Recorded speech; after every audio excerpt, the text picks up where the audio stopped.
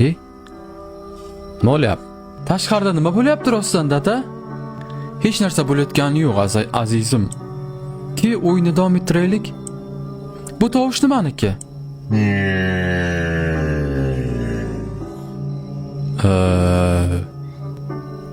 Mana bu bombardimon qilayotgan samolyot bor-ku.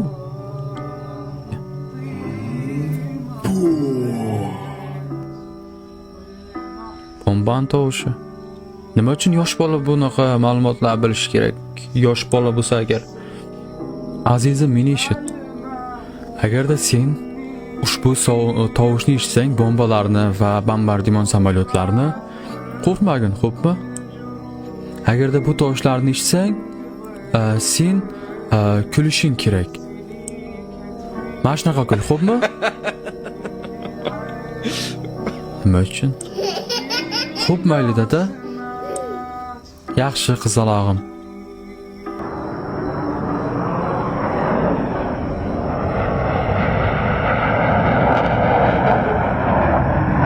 Rostdan bomba tushyaptimi deyman bu yerga, tushunmayman.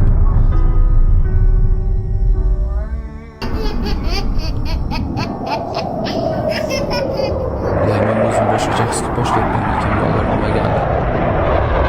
Yuragimda qanaqadir bir g'ashlik o'zi.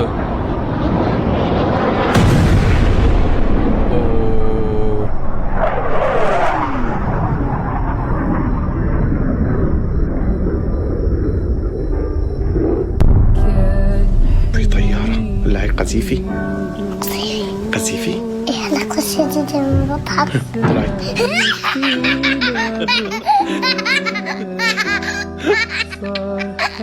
بضحك ماو قذيفي بضحك shunaqa bir qisqagina epizod bilan ko'rsatib bera olish mumkinligini, shunchaki men qanaqadir bir navbatdagi horror yoki bir shu qanaqadir bir kutilmagan skrimerli bema'no o'yinlardan biri deb o'ylagandim.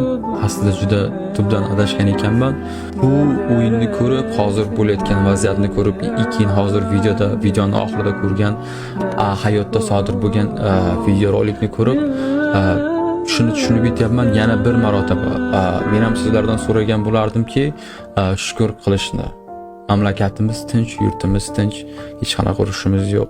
Va albatta hech qanaqa bir nolishga yoki armoni borligiga, armon bo'lish mumkinligiga, noshukrlikka hech qanaqa menimcha bizga sababimiz yo'q.